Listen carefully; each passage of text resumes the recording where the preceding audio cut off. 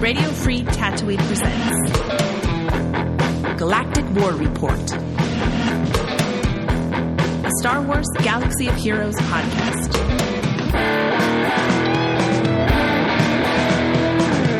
Boshuda, fellow Holotable hustlers, you're tuned into Galactic War Report, a Star Wars Galaxy of Heroes podcast that's better than some and worse than others. I'm Sean, a.k.a. The Other Sean, and sitting across the Holotable from me is Josh, a.k.a. The Golden Pop-Tart. So I'm hoping that I keep a little bit, I'm going to be a little spicy today, but I don't want to be too spicy. Like I don't want a Hot Ones challenge, but I'm going to give a little bit of... There is a Scoville limit on this yes. show. We don't go above like 10,000. Oh, so. And by the way, for a birthday party, we did a Hot Ones challenge. And no way. No joke. In the last one, it's so funny because we got through, I think there's 5 of them. And the fourth one was basically salsa. And we got to the last one, and there was about 9 of us total that was doing it. 3 of them were outside puking. Like, we were just crying. Absolutely crying for the last one. That. Yeah. Oh, man. Oh, that's great. I of course, I mean, it was rough. I could not handle the heat, but it won't be that spicy tonight. But I promise a little bit of spice and sauce tonight. Yeah. Los Calientes, maybe, but not the bomb beyond insanity. That's we're keeping it at Los Calientes. I like that. Yeah, we've got, you know what? I'm going to be a little spicy too. It's a spicy kind of night. My wife made enchiladas and she put a little extra jalapeno in them tonight. So. Nice. No, we've got so much to talk about. We to be fair, we've got good stuff and bad stuff to talk tonight. So it's not going to be lopsided. You're not going to be listening to this podcast on your way into work and you get out of the car and you think everything's awful. No, it's not going to be that. We got some good news also, but we're going to call CG on some of their crap tonight too. We are. I'm sorry. We are.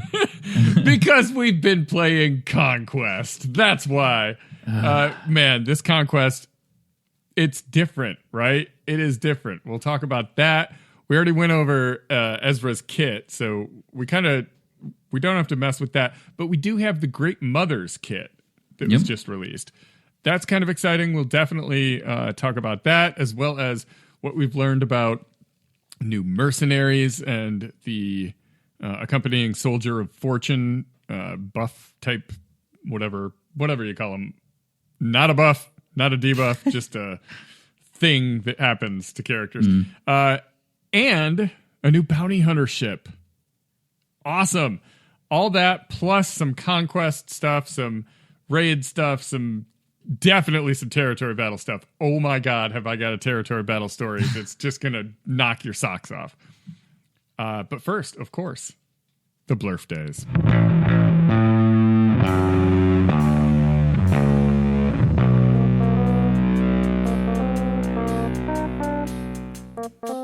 All right, I just got done celebrating a Blurf Day in my family, so I literally have Blurf Day cake in the fridge right now. Nice. I might help myself to that after this show. Happy Blurf Day, though, on the 7th to both of our veteran snugglers, Chewbacca and Han Solo. 2017 they hit the game, so they are 7 years young. Wow. They were 7 years. The first panic farm for a Galactic Legend.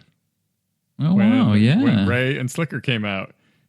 Each one I think Rey required Chewie and Slicker required Han. And it was, hey, they're grindable. Here's the Galactic Legends. I know, right? What? And now no one uses them for anything ever, which is pretty neat. I was actually looking on swgoh.gg earlier, just kind of perusing stats a bit. And the least Relic 9 character in the game is veteran smuggler Han Solo. There are 6 of them out there.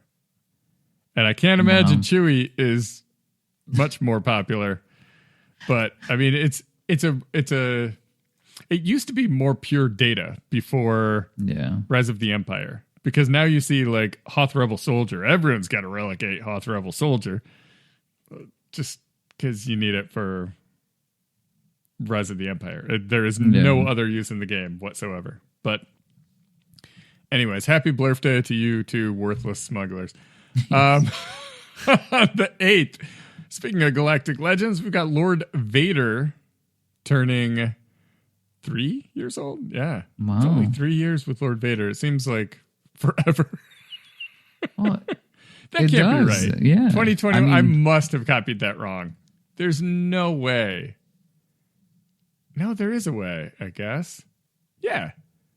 Because he was the newest before Leia, wasn't he? Yeah. Yeah, so I guess that is Jabba. right. No, it was Jabba, then him. Or Jabba, then him. Yeah, you're right. So that would track. Okay. All right. I believe it.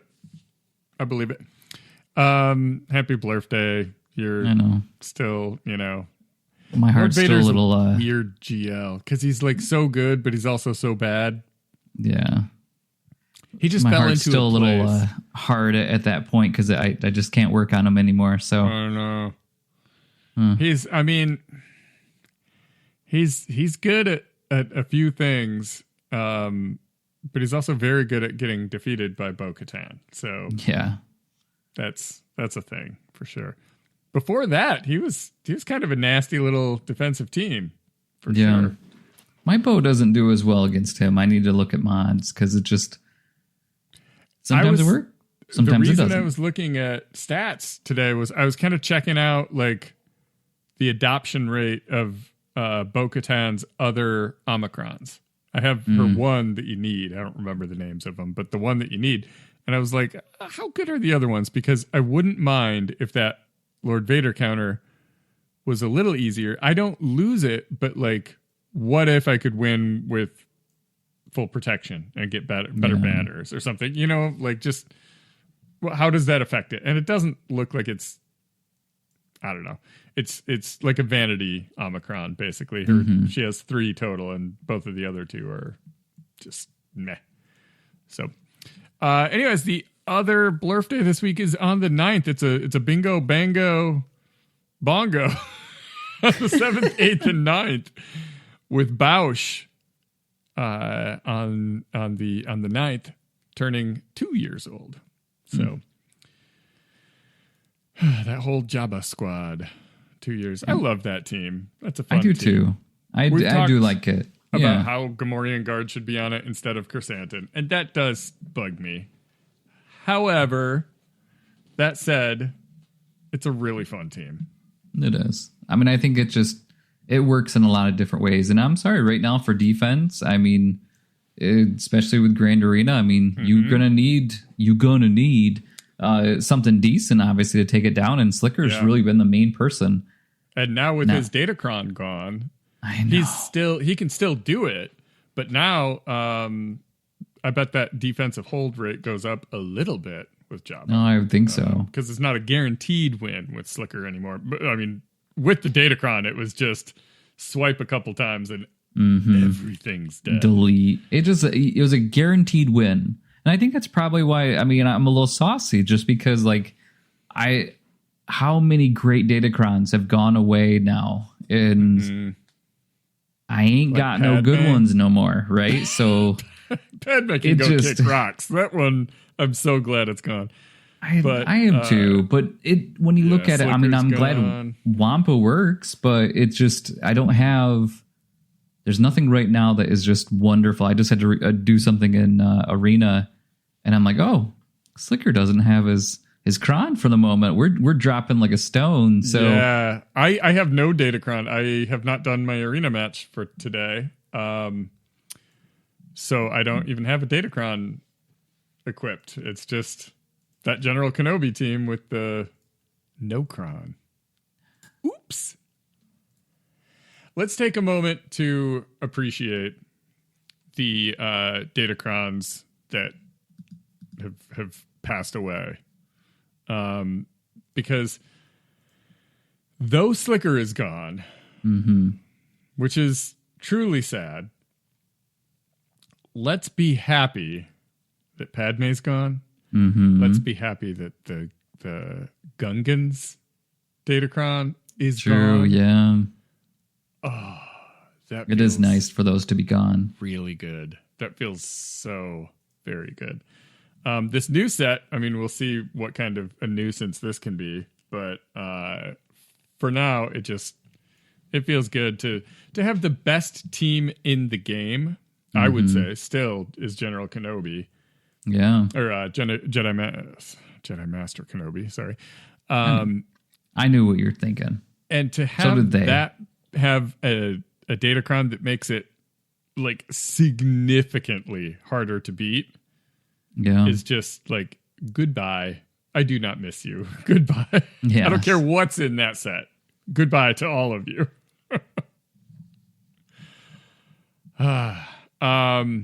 Okay, yeah, let's take a look at this week's upcoming in-game events brought to you by swgohevents.com. For a complete list of past, present, and future events, swgohevents.com is a universe of info in a galaxy of heroes. Now, on the 6th, as this releases, we're going to have an Imperial Fleet Omega Battle, as well as a new Galactic Challenge. A fun one if you got Jawas. If you don't got Jawas, it's probably going to be a nightmare. It's against Separatists. It's on Geonosis. I don't know. I mean, I have Relic 3 Jawas, and there's a good chance that it's just completely impossible with them still. So, well, they're so bad. I mean, most likely it will be. But, I mean, hey, at least it gives you something to do, right? We'll talk a little later about Conquest in more depth and in more harsh tones, I think. But how fun was it having a Jawa mini boss? Like, yeah, it's different. Sector 1, you get to see Jawas, and you're like, oh, okay, all right, sure. It's funny because with the Reva mission happen, I'm like, all right, I'm just going to use Inquisitors just for fun. A little bit easier in that than the Reva mission, of course, but I'm sure, yeah, you got that down, anyways. And then we also have on the 6th a Fleet Mastery for the Radis. On the 7th, we have an Assault Battle, Forest Moon, and then on the 8th, we've got a Fleet Mastery for Executrix, as well as a Smuggler's Run. We have a sign up for a Territory War, number 341.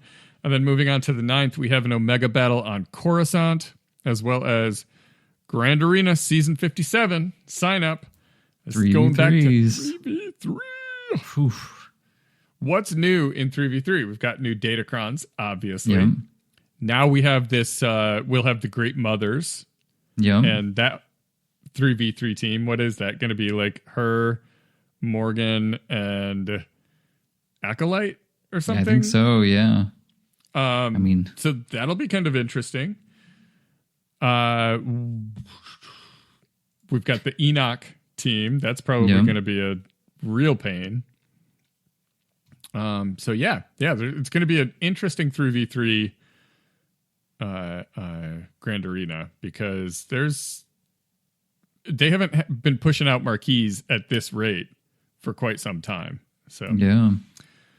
Let's see. On the 10th, we've got a Battle for Mandalore. That's the epic confrontation that rewards you Bo-Katan Mandalore shards.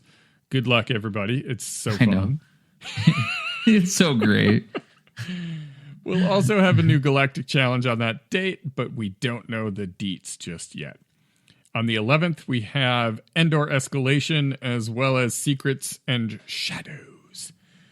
And then on the 12th, we'll have a Fleet Mastery for the Finalizer and Territory War number 342 sign up. So not a bad week. We got a couple assault battles in there, Fleet Masteries all over the place, and Bo-Katan coming back. Now, before we dive into this week's top stories, because that's going to take a minute, quick shout out to our fantastic Patreon supporters. If you enjoy what we do and want to be part of our exclusive community, head over to patreon.com/Galactic War Report.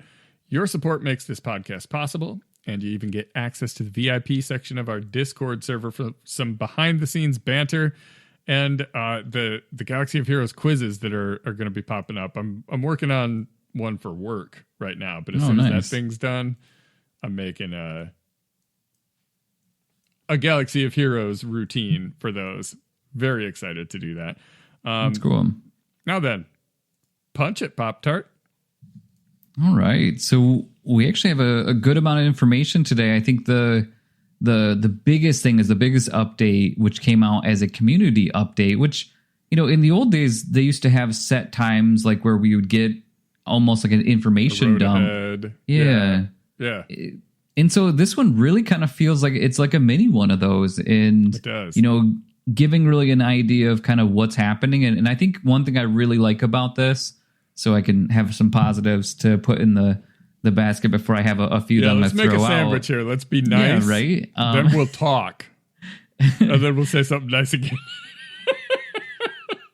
I like the communication in this. I think this is really cool, talking about the characters that come out, new tags, right? So it does feel pretty good on there. But again, we'll get to Conquest in a moment. So let's really dive into this update. And I think one of the biggest things first, and we'll come back to it, but it's going to be the mercenary tag. And I think the reason why we have to find out about this is because we have some new characters coming in that are going to have this mercenary tag.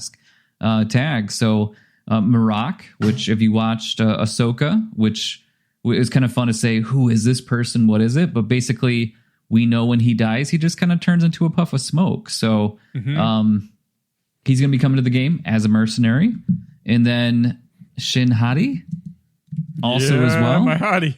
Right. So, and then Baylan Skoll. So, I mean, they kind of were able to show images if you have a chance to take a look at it. It's really cool. You get to see really the developer's piece to her in the, it's like a T-pose. Have you ever played like Skyrim or an Elder Rings game? Like yes, where you walk into the room and like they're in a T-pose, like all of the armor's in a T-pose, and then you walk in and they like snap into attention. But but it's really pretty cool being able to see kind of the different pieces to it. So mercenary. This is going to be really the new tag for it, and it's interesting because we have scoundrels, right? We have bounty hunters, and now we're going to have mercenaries, which are just a ton of people, right? You can be light side, you could be, dark side. It gives you a lot of ability. And how do you kind of feel like about another kind of blanket tag? It's complicated because if it makes for better gameplay, love it. Yeah. And that realistically, that's kind of what you have to do at this point. I know I harp on them all the time about like Jedi Knight Luke should be a rebel, etc. Right? But at the end of the day, I kind of get where you like we talked about last week with Ezra, how they have the Spectre tag now. And people are like, well, technically they were Spectres back then too. Yeah, but they gotta call them something. Yeah, no, right. They could call them grown up, Phoenix or something stupid like that. But it makes sense. Mercenaries are an interesting one to me because you have the in-game usage of the term, and that's going to refer to these three characters. They're also going retroactively through like a lot of other characters, and some of them make sense and some of them are kind of questionable. Like to me, like you've got, I think I didn't check pound for pound, like all of the bounty hunters. Or most of the bounty hunters. Yeah, a lot of them, yeah. I didn't go through one by one, but I don't think Grief is. But like Beskar Mando is. Beskar Mando is, but not the original one, yeah. So I mean it's kind of they pick and choose to make the game work, I'm sure, in some degree. And then realistically, you have Han and Chewie are mercenaries. Kind of makes sense. They're hired it's basically freelancers. Yeah, right? sure. Basically, yeah. These people are you would find entrepreneurs, right? You know, I mean, so I don't know. It's cool. I think the thing that people are looking forward to is how are these all going to interact in game, yeah. especially with these 3 new characters. You've got Baylan Skoll, Shin Hati, and it still feels weird saying Hati, but whatever. Yeah. And then Marak or Marak. Yeah. You've got the 3 of them and then 2 open slots. And I don't think they're going to be releasing characters to fill those slots. It's going to be you use Han and Chewie, or you use Boba Fett, Scion of Jango. That's interesting. Give definitely that old crusty Conquest character that a lot of people put Omicrons on, and not a lot, but at least one person put 3 Omicrons on. Me. Yes. Let's see if he can do something with this. I think that's an interesting way to, they do lifter units all the time. Yeah, sure. And instead of a lifter unit, they're like, here's 3 units to lift a whole grip of characters. So I think it could be really cool. I think so too. And I think it's going to be really dependent on Baylan. And I like that they talk about the fact that he's going to be a tank, which is kind of nice because when you look at kind of the list, there are some tanks in here. But I think that it's, again, we can dive a little bit into it, obviously, when everything kind of changes and these 3 kits come out. I think it's going to make a lot more sense. But the biggest change for this is that they're going to have Soldier of Fortune effect on there, which on its own means basically nothing, right? So it's just there. But when it's paired with other mercenaries, they'll go through and add this stacks of this SOF. I mean, I'm not sure why I said it that way, but SOF, right? So, I mean, in SOF. It's a beef. You became Scottish for a second. I know. I mean, last name is Thomas, so I think there's a little bit of that in there. But anyways, where is going with this? All right. So then basically with these 3 characters, they're going to go through and continue to get stacks of this. And depending on who else is in there will depend the effect. And so, I think that's going to be the interesting, just like the payouts. So it's going to be interesting for them to go back through some of these characters. Like you said, if it's Boba Fett right now, I mean, I don't know how his kit is really going to go through and mirror up. Like he just, how is that going to work with this? But if it means that all of a sudden he has this tag and then all of a sudden whatever he does translates into like defense or health or attack or something, and all of a sudden he becomes viable. I mean, that's pretty cool. But on the other side of it, it's really going to be an unknown until we really get to see it and see Baylan and how this works. Yeah. I mean, I think, that's a really good point, because at release, Baylan is going to be the only mercenary leader. Some of the others have leader abilities, but he's the one that does the whole Soldier of Fortune thing and makes that click. So without him, it's really hard to say what Scion of Jango's actually going to be capable of, or any of these other guys. I think a lot of people point to Scion of Jango because he's, let's be honest, a disappointing character in that 100%. Yeah, like he's got a really interesting kit. I mean, I don't dislike the kit or the character or anything. He just doesn't do much in the game right now, and people wish he did because he's a Conquest character. So yeah, until we get Baylan, and potentially, maybe someone else gets a rework and gets a kit that kind of meshes with this more, or more new characters come out. I think that's more likely, that more new characters are released and we see Mercenary become like a little more of a cohesive faction. I think one that I'm really kind of excited about, and I'm hoping it does something different, is Jedi Knight Cal Kestis. I love he's on the list. Yeah. Like I love him on a, going through on a Jedi Master Luke team, but if you have that on auto, it doesn't work, right? Like, so you can't have him on defense together. And to be honest, I don't really take out that much crazy stuff with it. I mean, it's usable, but on the other side of it, I'm not going to take it out against Padmecron. I mean, it's one of those scenarios to where I can delete basically what I want, but what if he's going to be better on that team? And then my Jedi Master Luke team's just kind of Jedi Master Luke, I mean, I think that would be pretty interesting. And I just hope, I mean, I'm really hoping that's the person that he's going to fit best with, but yeah, it's like I said, it's interesting. I think I talked in game. Now out of game, I think it's just ridiculous. Yeah, agreed. No, I get you. Like to make look, you've already identified people as scoundrels, smugglers, bounty hunters. You got like a rebel fighter is kind of like that's a bit of a stretch, right? But yeah, specifically scoundrels, smugglers, bounty hunters, like they're so close to the same thing. All of them, they're so close. So now you put in a mercenary and you're like, well, they're like a gun for hire. Well, that's basically what a bounty hunter is too. I mean, like we're really getting into semantics when we start doing that. But the reason I don't care very much is because it's going to do a thing in game. Yeah. And that's fine. That's fine. But yeah, I mean, it's going to be interesting, right? But one thing I think that is a lot of people have been asking about through all this is we get a new ship. And yes, I mean, having it to be where we have the punishing one, which is going to be Mr. Dengar there.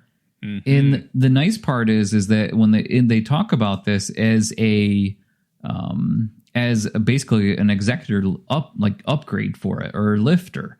Now it does say right off the bat, don't worry, you're still not going to be able to beat Leviathan, but it's going to make it easier for other stuff, right? But yeah.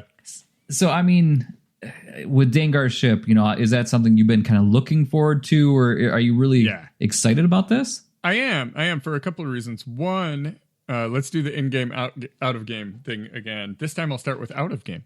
One is I like Dengar. I know he's like this crusty old bounty hunter that really doesn't have much going on lore-wise. He's in the Clone Wars cartoon, voiced by Simon Pegg, also, which is kind of neat. But he's like an OG bounty hunter, one of the Empire Strikes Back guys. And I remember the first Star Wars book, I think it was the first that I ever read. The first one I remember was Tales from Jabba's Palace. Oh, okay. Which I have the paperback of. It's not the one I had as a kid. I just found it like at a Goodwill or Salvation Army or something and bought it again. And I fondly remember that book, and it's just stories about bounty hunters, and there's one about Dengar, and the punishing one is like a ship that I remember from my childhood. I played the X-Wing miniatures game, and I was so jazzed when Punishing One came out. Don't think I ever used it, but it looks great. I love the design of it. It means a little something to me because at the end of the day, this is a game about collecting your favorite characters and stuff. There you go. Yeah. And that's what's exciting to me about it. Now, in game, I think it's pretty cool because I like the meta of ships right now. I don't love ship battles. They're not my favorite battles. They never have been, and I'm sure they never will be, and that's okay. But when you look at the balance between these fleets, you've got Profundity countering Executor. You've got Executor beating literally anything out there except Leviathan. And you've got Leviathan usually beating everything except for in Grand Arena this week. I lost with my Leviathan against a Radis. No, it wasn't Radis. It was Negotiator. Sorry. A Negotiator with Marauder. I don't know. I'm really bad at this game.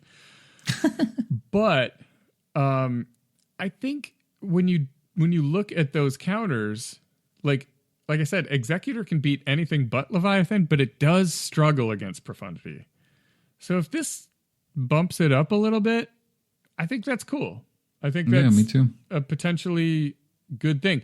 And it could be that Profundity wins if you start this lineup, but Executor wins if you start the other line. Like, if there's a little bit of a mix-up there where, like, we already have with Profundity, it struggles against an Executor that starts without Houndstooth. Mm-hmm. And I mean, if you follow the formula, you will win, but you can lose. Versus the other one, you just hit auto and you got it. So, I like it. Yeah. I'll shut up now. God, I talked about punishing one. No, I think it's great. I mean, it really is a scenario. I mean, I'm not a fan of ships, and but on the other side of it, the ships I do have, I mean, it sounds. I hope that they do what they normally do, right? Like a chase, and then you bust butt with it, and then you just get it done. I think this is definitely one that I'm going to get done. Now, if it's going to be a really tough thing where it's going to end up being Conquest unit or something like that, that won't be fun. But I hope that's not what they're going to do. I doubt they'd have announced it if it was going to be a Conquest. True. Yeah. Well, the weird part though is where's the big ship of the year? It looks like the GL is going to be really late in the season. It almost feels like, there was going to be another capital ship that showed up. Wouldn't we start to see something of that side? Mm-hmm. I think so. I think it's due, but I don't think that necessarily, like, ships are so few and far between that it's hard to, like, discern a pattern out of it. Do you know, before this ship came out, do you know when the last ship before this released of any kind? Any ship? No. Been a bit? It was January 16th with the Comeuppance. Wow. That was the last ship to release before this. Oof. That was a couple days ago. So, like, saying that there could be any kind of pattern is kind of like, well, it's already shot. I know, right? Like, we don't know. That's just wild to me. One ship this year, and it was January 16th. That's what we've got. Wow. So, well, we got a lot of spiciness that we got to talk about, so I think we better move on to the three sisters, which I call them sisters. I don't know why, but I think I know they're mothers, but they all look like sisters to me. Mothers can be sisters. Also, is it White Christmas? They are sisters. They're night sisters, not night mothers. Yeah, right. Well, in White Christmas where it's sisters. No, you don't know that song? Something Misters. You don't want to get between me and my man. No, man. I'm not sure. I know the song you're talking about, but maybe that's like the third verse or something. I know. No, it's the first one. But either way, like, it's just, that's what's in my head right now. Obviously, I can't sing or sing it. But the next time you watch White Christmas, you're going to think of these great mothers. So you're welcome. Excellent. I love that. So Great Mothers, it's a large character, like Jabba. Yep. They're all three one character, which I think is the right call, because they could have split them up and been three characters, but this is A, easier to collect, and B, it just kind of makes thematic sense. Like, you kind of just don't want to split them up. Like, they're never not all three of them together, and so they're such a cool. I loved them in Ahsoka. Yeah, and they're an obvious pull from Greek mythology with the Fates. They talk about it in the release announcement, but essentially they have these. I don't even know what they call them. These little, like, orbs. They look like training droids. That's what I was thinking, right? Is the training droids, like, but not set on stuff. Things shoot laser beam things that are like the threads that are spun by the Fates, and they're incredibly inspired by it. But did they? Yeah, they do have a full kit. The animations are excellent. Oh yeah. I really, really enjoyed that. Some good news is they're as we record, they haven't been released. They come out tomorrow as we're recording. I'll be taking them right up to Gear 11 at least. Mm-hmm. And maybe they'll help in Conquest. Maybe. I mean, they're designed to work with Morgan Elspeth. And let me tell you, I'm not getting much done with my Morgan Elspeth right now. I am not either. So maybe that'll be good. Let's talk a little bit. Actually, let's go over a couple before we do a full kit review. Let's talk about the strategy tips that they mention, because I think that's interesting. It's got another middle finger up to Commander Ahsoka Tano. I know, right? So their whole thing is they bless and they curse. I know. So they bless your team, which makes them awesome, and they curse enemies, which is doom. I'm sorry, it's called doomed. They doom enemies, which means that enemy is going to die. Period. It's not going to happen immediately, but over the course of a couple turns, that character will be dying. And if you kill them first, that's great. You're still going to die. Yeah, you're just gonna. I love it. It's the way it's emblematic of the Fates cutting your thread. When that happens, it is no longer in their control. Your life will be ending.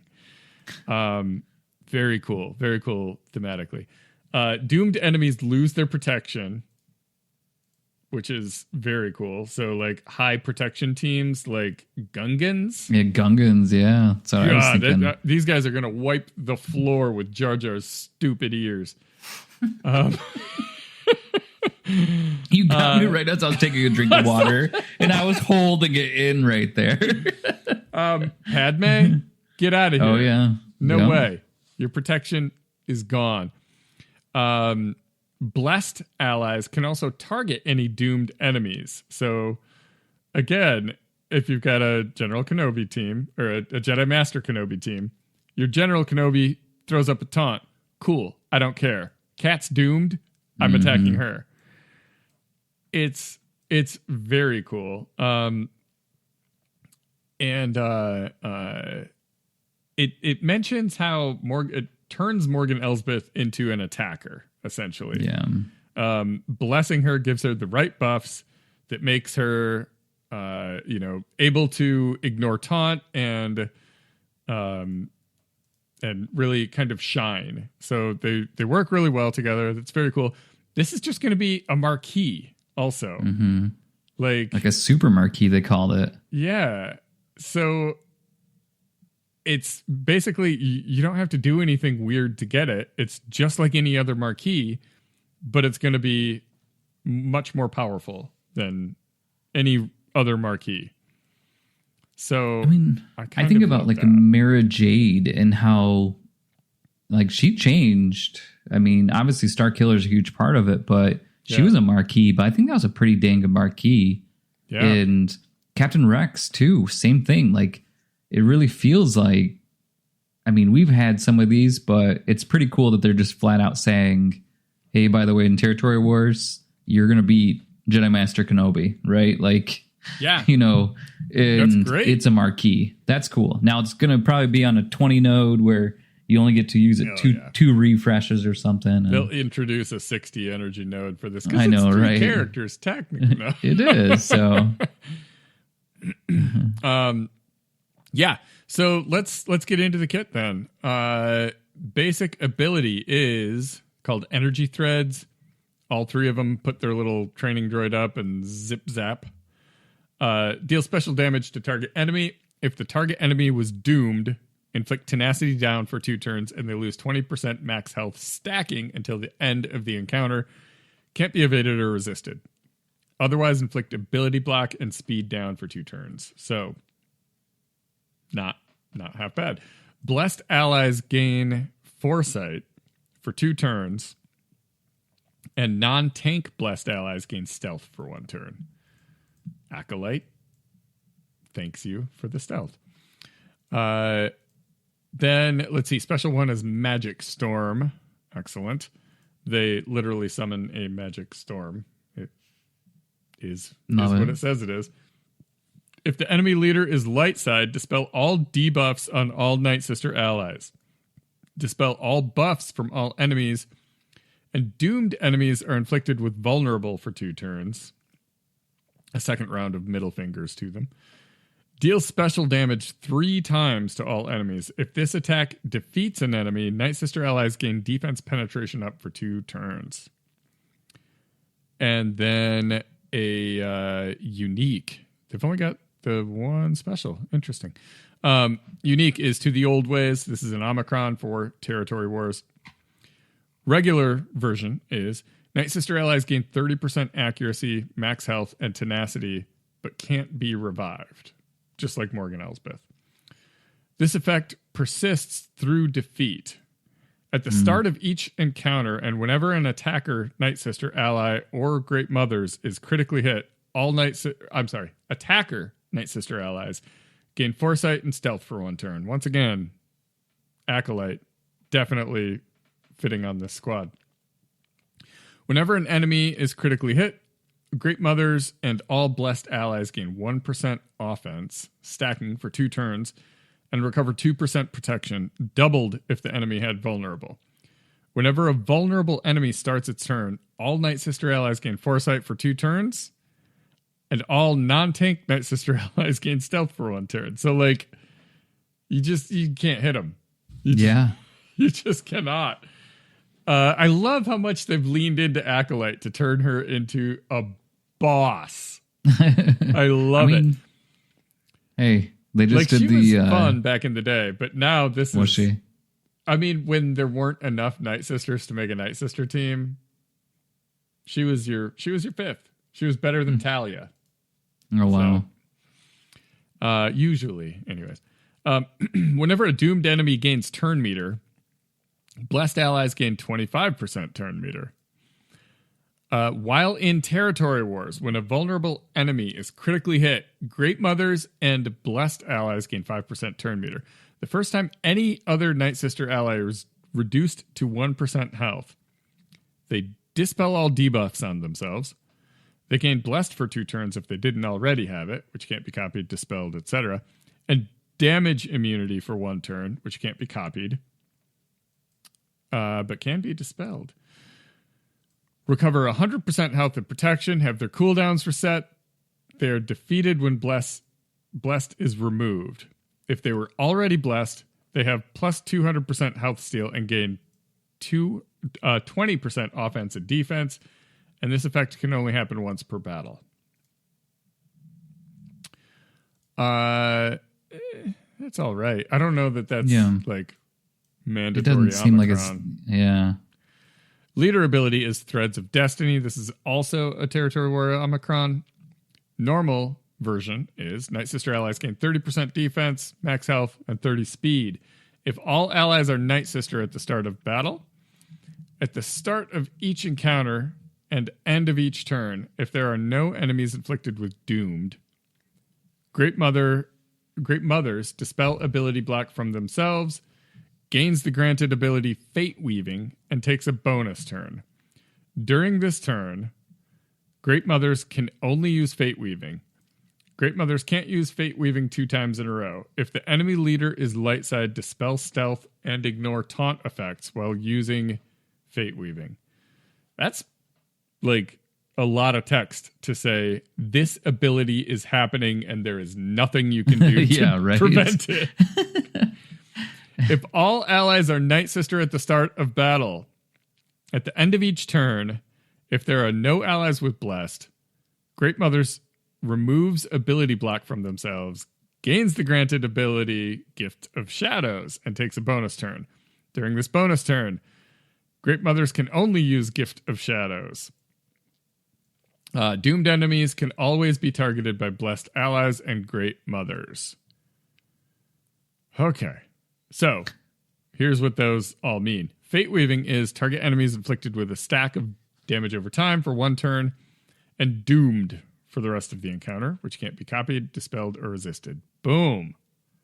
That's powerful. That's not even the Omicron part. Yeah, That's right? just, if they're the leader, they doom someone right off the bat. Period. Done. Doomed is protection and is disabled, and they can't stealth, and they lose 20% max health whenever this character ends their turn until the end of the encounter, and they can't revive. And for Galactic Legends and Raid bosses, it's just minus 5% defense. So just hope they doom Jedi Master Kenobi, I guess. I know, right? Gift of Shadows is target other Night Sister ally gains blessed for the rest of the encounter or until defeated, which can't be copied, dispelled, or prevented. Blessed is plus 20% max health and offense, immune to instant defeat effects, stun, and turn meter reduction. Assist whenever another Night Sister ally uses a special ability on their turn, dealing 40% less damage. Is that a random? Takes a bonus turn. No, I think it looks like they pick someone. Okay, good. And then while in Territory Wars, here's the extra part, is Night Sister allies gain 30% defense, max health, and 20 speed. Great Mothers gain instant defeat immunity, while a blessed ally is active. Doomed enemies have minus 30% defense and offense. Whenever a doomed enemy is defeated, all enemies are inflicted with fear for 1 turn. And then the 2 granted abilities. We already talked about that, right? They just listed it twice. Yeah. It's the Gift of Shadows and Fate Weaving. It says, P.S. Great Mothers will not be required for GL Ahsoka. They are required for Baylan Skoll at Relic 7. So just assume if something comes out, you got to take it to Relic 7 at least. I know. At minimum, this. I mean, unless it's Ahsoka, it's 9, right? But yeah, really. Yeah. I mean, very cool character. It's gonna disrupt Territory Wars for sure. Oh yeah. Being able to level a Jedi Master Kenobi team, that's not nothing. It's kind of nice because it just kind of says, okay, you're gonna want to use this for offense. I think that's kind of nice too. Like, you know, typically, I mean, we see a lot of the Territory War Omicron's on defense. So, I mean, it just makes the most sense. And so I think in this one says, okay, well, guess what? You're just going to eliminate that. Yeah. I mean, it's, again, Ahsoka and that group is getting, I guess they're just giving them a couple extra abilities to beat it. But I mean, it usually works out pretty well. I mean, as long as we don't have that Padme Cron, but yeah, still, I think it's really cool. The big character piece to it. You know, I think the kit looks pretty fun as well. And it's just going to be interesting because, I mean, you're going to have more Night Sisters and hopefully that event is going to just be so much better. And I'm looking forward to it. Yeah, it'll be interesting. Like, we're going to use it in Conquest. Try it out. Yeah. This is going to get some Grand Arena use for sure. I think even without the Omicrons, it looks like it's got some definite use cases there. It'll be interesting to see kind of how it plays with other teams and what exactly it can counter, but it's going to get some use.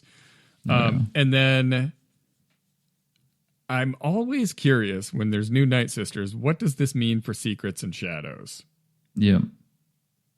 We'll see. I mean, I don't know. I hope it just makes it easy. I mean, to be honest, it just give me easy mode. It kills me that there is that one assault battle that I can't finish. I still wonder too on the team, you know, because I know, you know, this Remnant team I think is going to be really have the Night Trooper and the Death Trooper. I think, I mean, it makes sense to keep them in there. I mean, we know that, you know, I mean, does Spirit go in there? What's those other groups? I mean, do you really want to pull it's going to be interesting. I think to kind of see Morgan and Acolyte for sure, and then those other two. Yeah, it could be those two troopers. It could be. I mean, it's going to be a matter of what's worth breaking up, and what's important. Like you may get to a point where you're like, well, Imperial Remnant doesn't make the cut for Territory War, or for Grand Arena, or whatever. Like. There's only so many teams one can use. And so this, out of everything they've released so far, looks like the most powerful version of whatever all that stuff is. So we'll see. All right, let's gripe about Conquest. Yeah, I agree with you. Let's discuss Conquest. How's it going? I'm at this point right now where I'm getting my butt kicked in Grand Arena at the moment, and a lot of it's just time and to be honest, not having insight is kind of a challenge, to say the least. But I think with this Conquest, it's the first time since the one right after Lord Vader where we were able to just basically like that first one was just amazing. And it was just being able to use tunes in a way that you just want to go in there and kick some butt. And this time around for Conquest, I feel like I'm getting my butt kicked for a couple different reasons. One is that, I have not felt as much at any point in my opinion. So maybe this is me being really, really bad, but that I'm a have not. And I've always been kind of a have not in this game in some ways because I'm behind.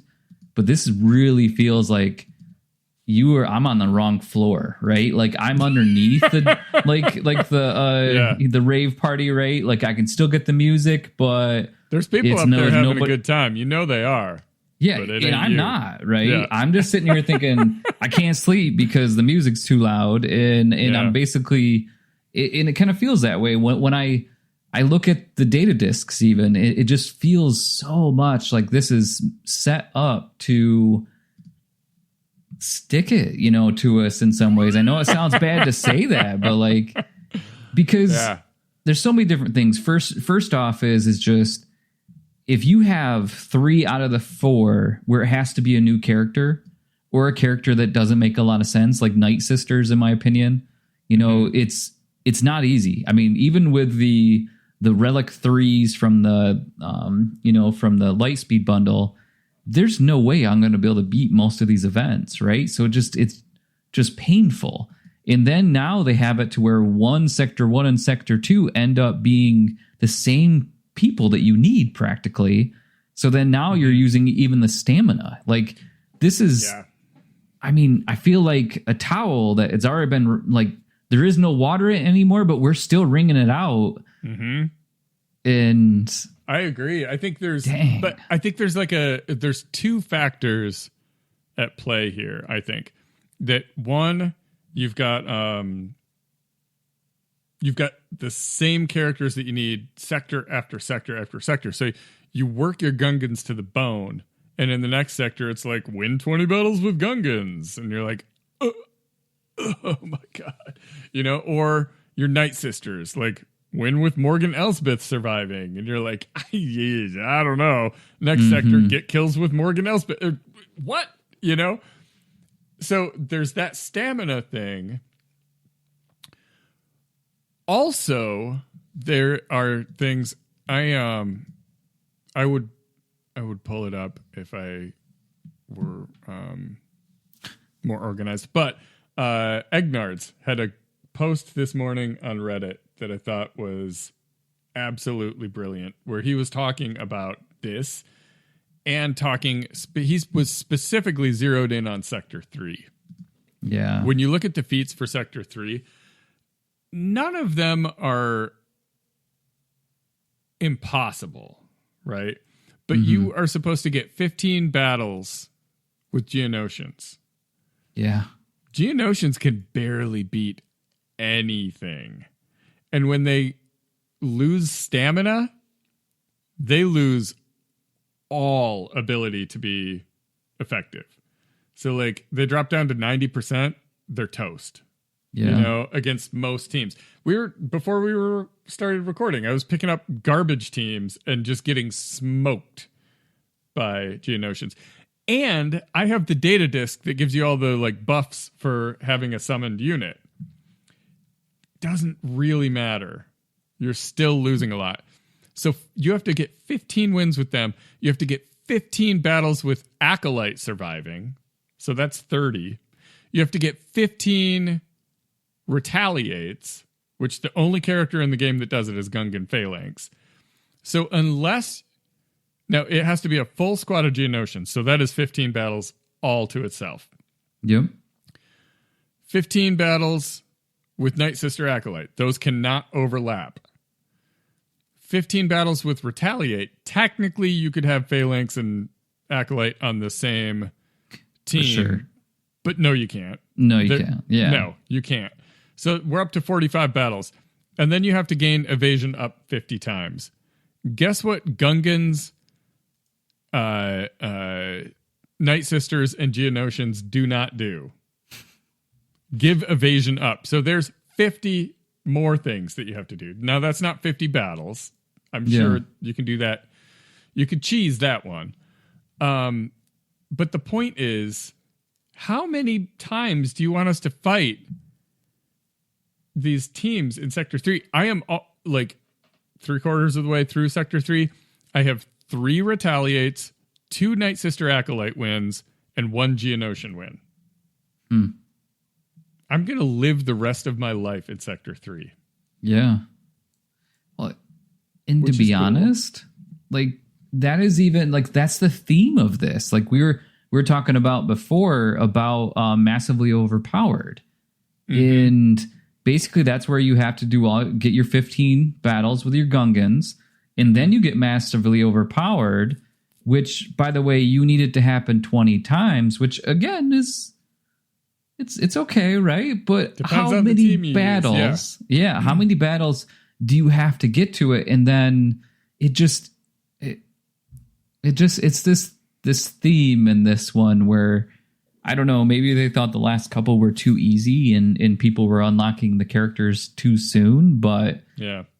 I mean, I'll say the globals aren't that bad, in my opinion.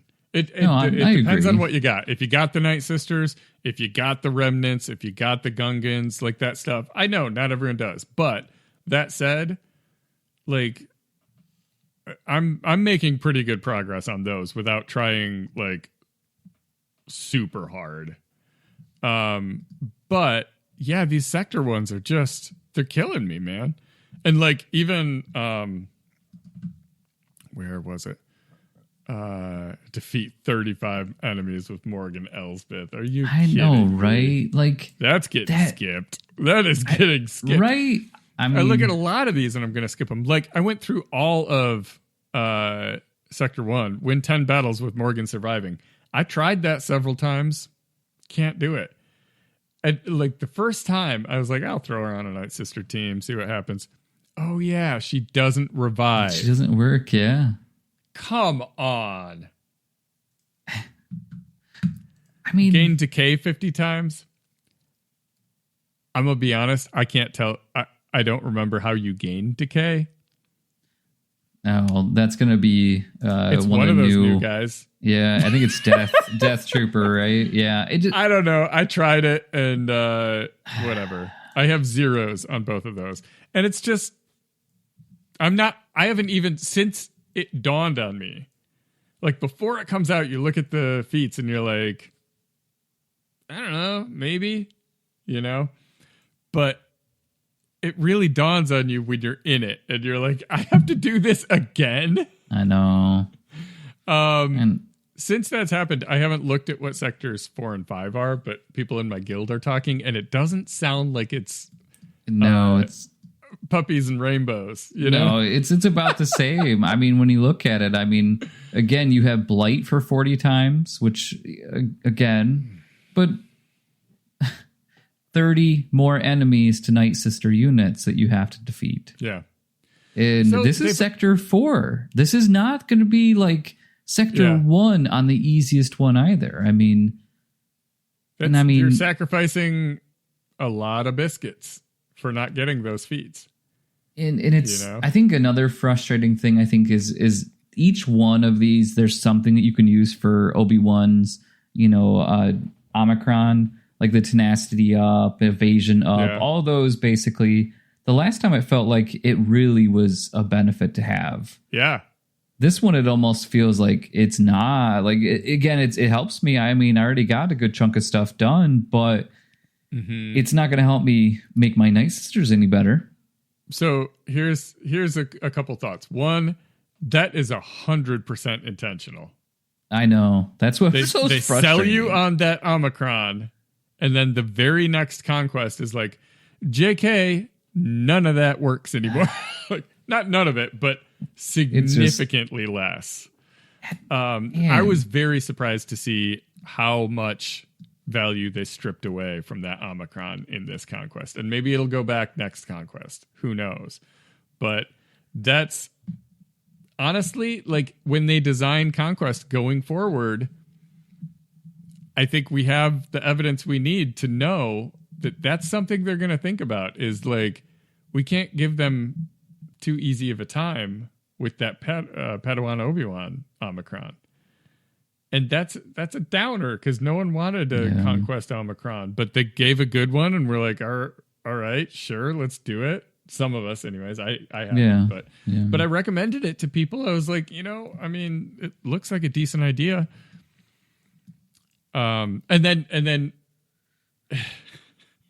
the other thing is, they have a precedent for, there's a brand new character, you got to use him in Conquest. Yeah.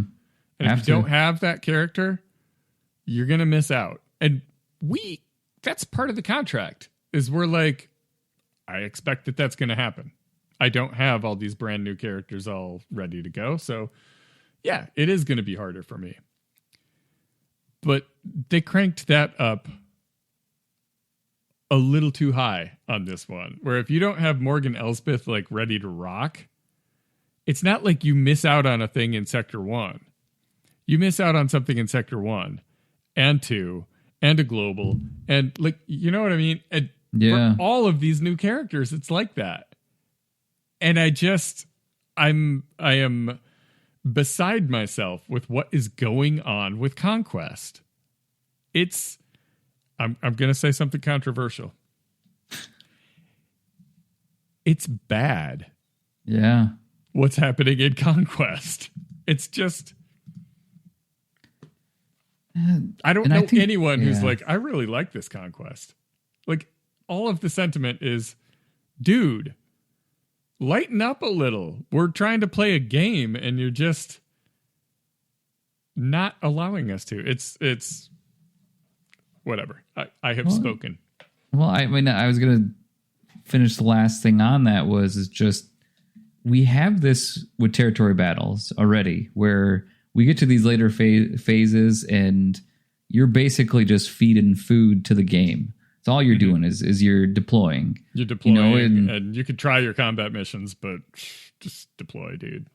Like, our last territory wars was basically just brick wall after brick wall after brick wall, right? So it was difficult, to say the least. And now you have Conquest that is in the same boat, right? And so, and also too, when you think about Grand Arenas in some way, it's been a challenge a little bit in some ways, just because of the datacrons and all those pieces to it. It just, right now, what is the fun mode that you just pick up and you don't have to think, you just enjoy?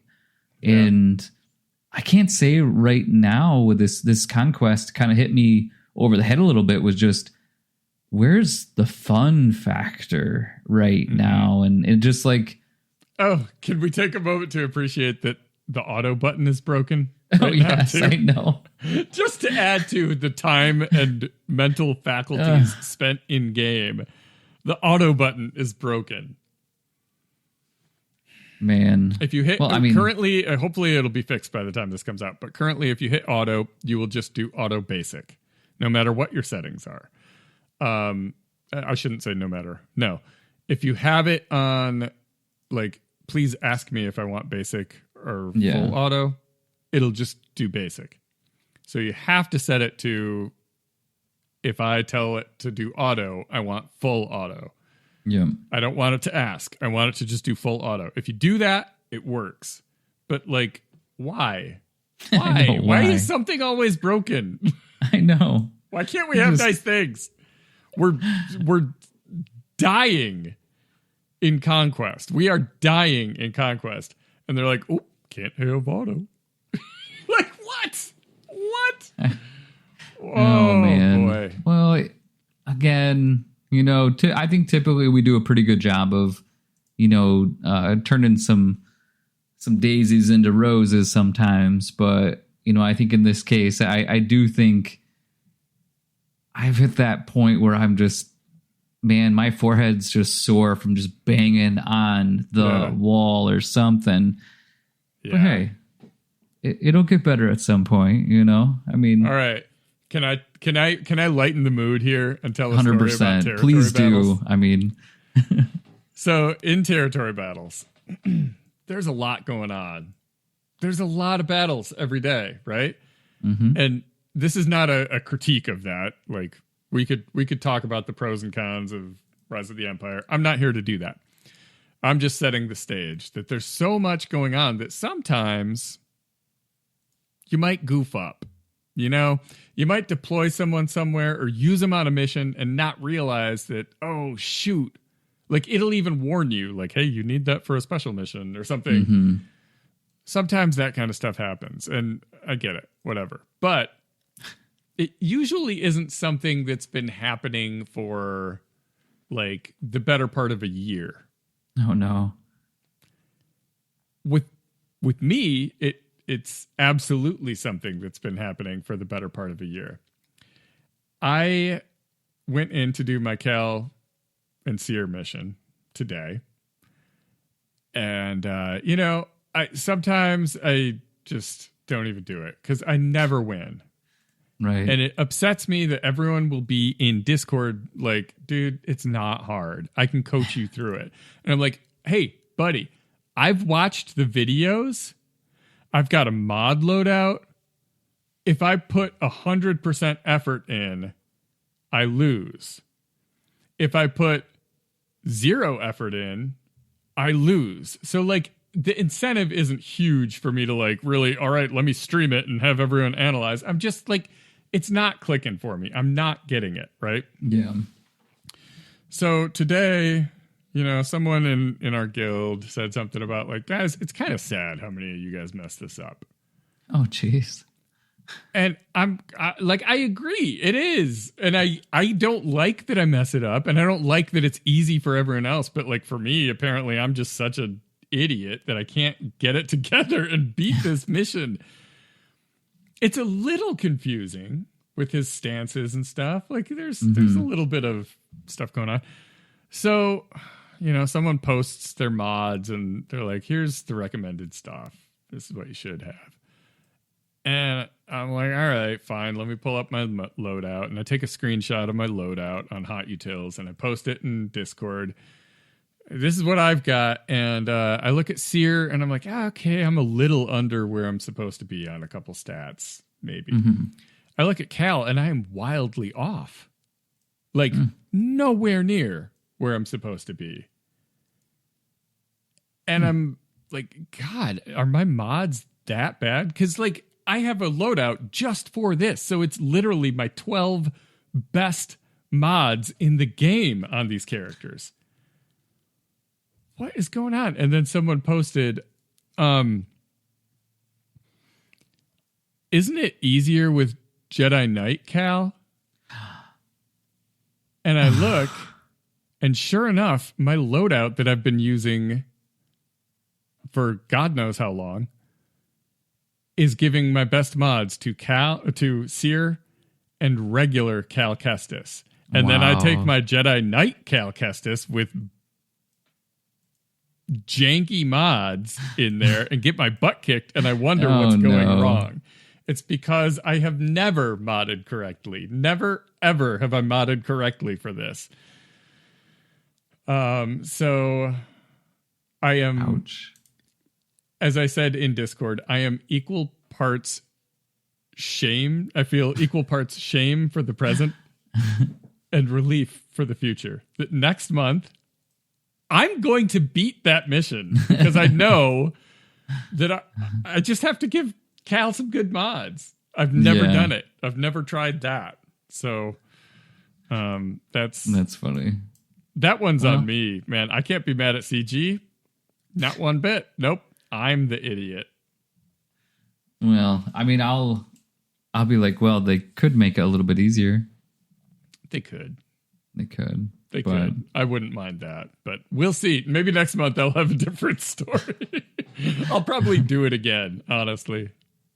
No, I think I deleted the loadout, so it will not happen again. But all right, we don't have a lot of time. Oh, Super lightning fast. We're over, aren't we? We are so over. People are getting written up right now because they're listening to us in the car. They've been in the toilet that long. Instead of going it, yeah. Lightning fast Grand Arena breakdown. Nice. It was relegation, promotion. No, it was promotion, relegation, promotion. And so I ended up winning the first round. Basically, it was rough. It was 568 to 150. So basically, they just couldn't get past my TO, which is going to be my Treya in the press, Jabba, and Qui-Gon. So basically, at that point, I knew I was going to win. And so I did the bare minimum, which was a 568. Couldn't get past Kenobi. Tried a couple new things on there just because I knew it's going to work out. So going to the second round, it was a loss. It was 10 to 1798. So what that says is that I went on to change a few of my pieces on swgoh.gg. It said that Queen Amidala can take down Jabba. It was 100%. It is no longer 100%. You're welcome. It's at least 99, so that didn't work. So after that, they did such a easy clear of me. There was nothing good that happened other than Koth with Jedi Master Luke got 4 holds for me, so that was pretty cool. So that felt good. And then lastly, we go to the last one. I was at work. I totally forgot about it. I had about 10 minutes left. I'm thinking, all right, doesn't matter. I'm going to lose anyway. This bozo didn't do anything. So it was basically I go in there thinking I might as well just see what's going to happen and feel horrible about myself. Get your one attack in so you don't miss rewards. Yeah. They didn't do it, so it was wonderful. I ended up winning 322 to 0. And Queen Amidala took down some Gungans. I wanted to use her for offense, and we ate those Gungans up. So I love it. So there you go. Deep fried. It was Gungans. technically a promotion at the right time, right before we ended up getting rid of the season. So I am officially back in Kyber 3. So heck yeah, love to see it. How about for you? I had a pretty good week. I opened with a win against Big Grix 82. Man, the final score, I'll start with the final score, right? Instead of suspense. I got 1808. Not bad. I had to do a cleanup against Ray, but I mean, that happens sometimes. Then on defense, they had a really bad day. They failed to take out my Lord Vader with Bo-Katan, and it's a good Bo-Katan team. They took out Royal Guard and called it a day. Wow. Then they failed to take out Lord Vader with Fennec. They took out everything but Lord Vader. So they finally cleaned that up with Imperial Troopers. That's a good, solid counter. Good use of troopers. Then they attacked my third sister, my Reva team, with Treya. Solid Treya team. Failed. Oh, no. They tried with Seer Junda. That didn't get it done. They took out Grand Inquisitor and Seventh Sister. Then they beat a couple others, like expected ones, Slicker versus Jabba, stuff like that. Their Bad Batch could not take care of my Qui-Gon. They tried to take out Finn with Night Sisters. No luck. They tried again with Reva. No luck. And they said, screw this, and broke their phone. So I'll take that win. Second round was against one Opie. That was a much closer battle. I put up 1853 and they hadn't attacked yet. So I went to bed very confident that 1853 was going to get it done. Oh, yeah, that's a beating. That is a whooping.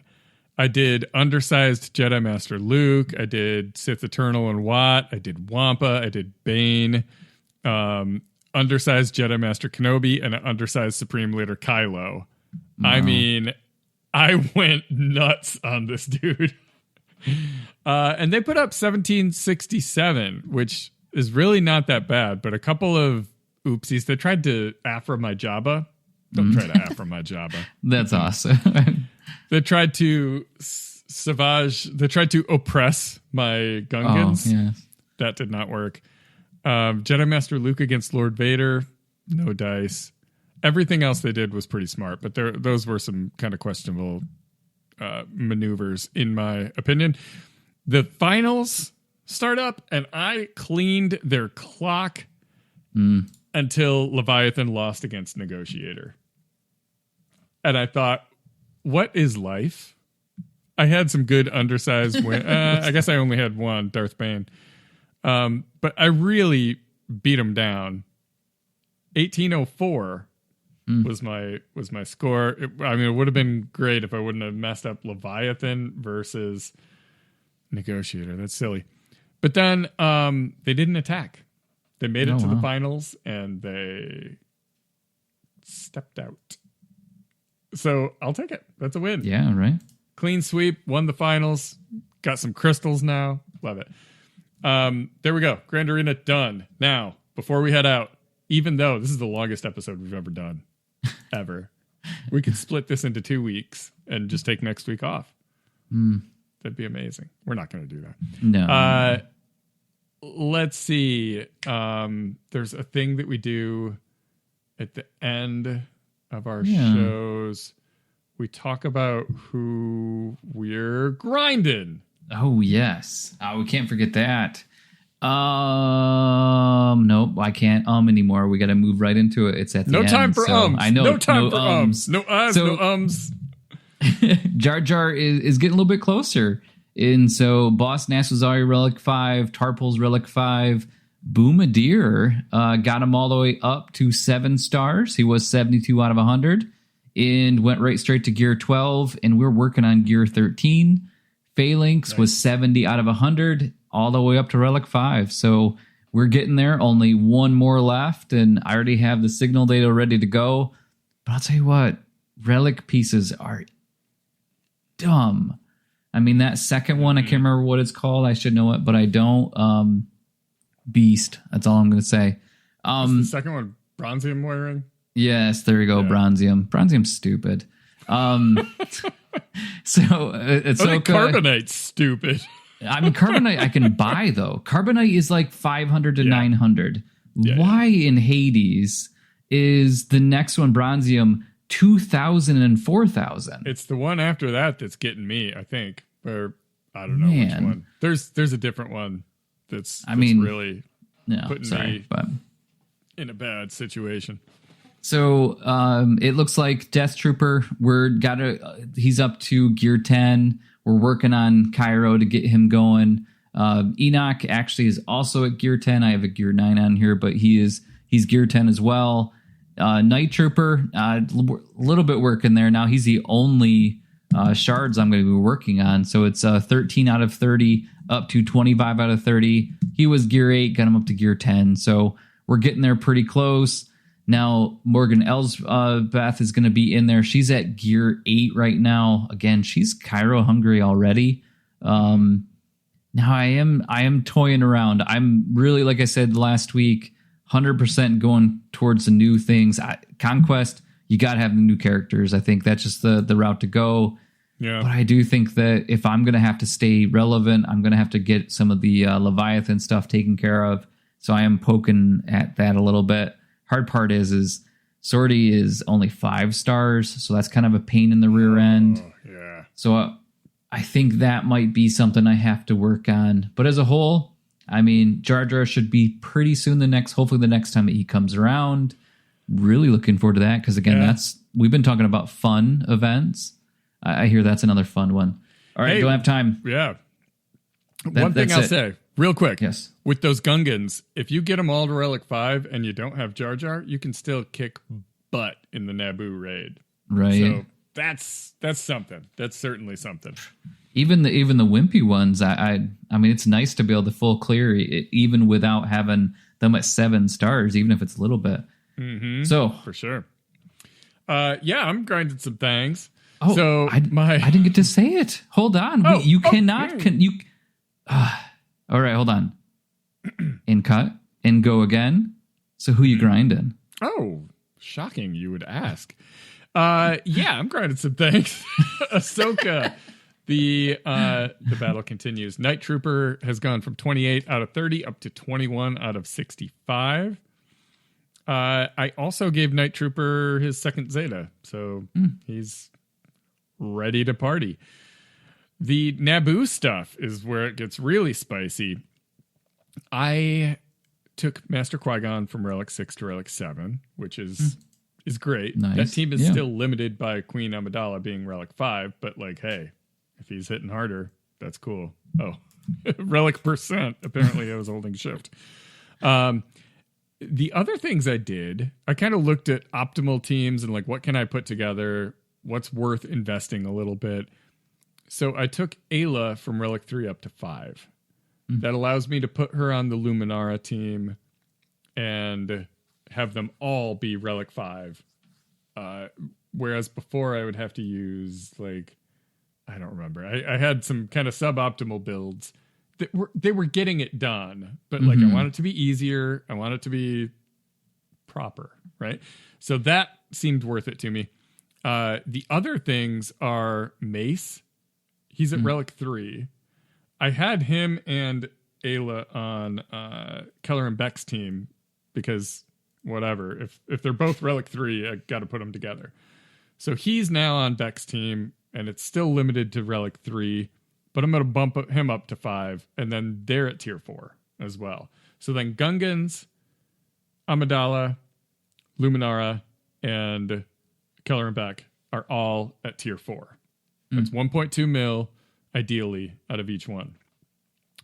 Then with the leftovers, I'm going for the B2 team. The problem with that is you have to take them all to Relic 8 to make it pop. Yeah. Because at Relic 8, Separatists get a massive bonus. So Darth Maul, Newt, and Sidious are all Relic 7. So like going to 8 stinks, but at least it's not that bad. Yeah.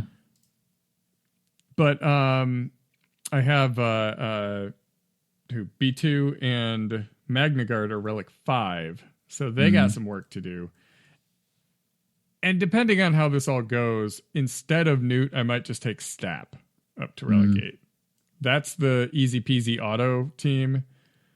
And I want an easy peasy auto so bad. I want an easy peasy auto. But honestly, I don't know if I'll ever get there. So I'm going to take him from Relic 3 to Relic 5 at least. So I can run that team at Relic 5. It's going to be stupid, but it's going to be a little bit better. Yeah. I think my next big goals are take Amidala up to 7. So I can do that on a higher tier. And then all the Gungans up to 7. So I can do that on a higher tier. After that, who knows? Other miscellaneous things I did. I took Tarful from Gear 12 to Relic 3 because I'm stupid.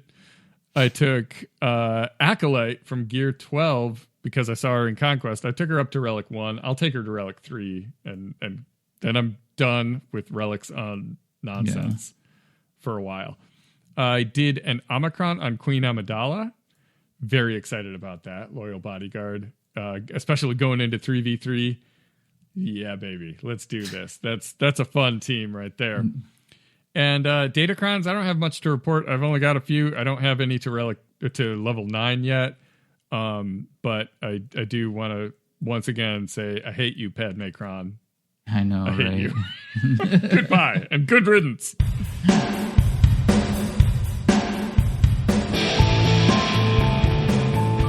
That's all we got for you this week. It may not be the best advice, but at least we didn't recommend you spend one more minute in your car listening to us. Get in there, clock in, get paid, get that money so you can support us on Patreon.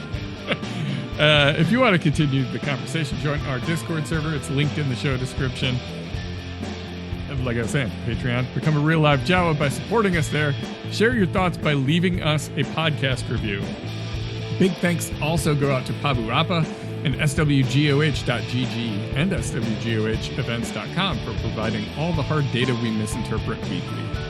Thanks for tuning in, and may the Force and RNG be with you.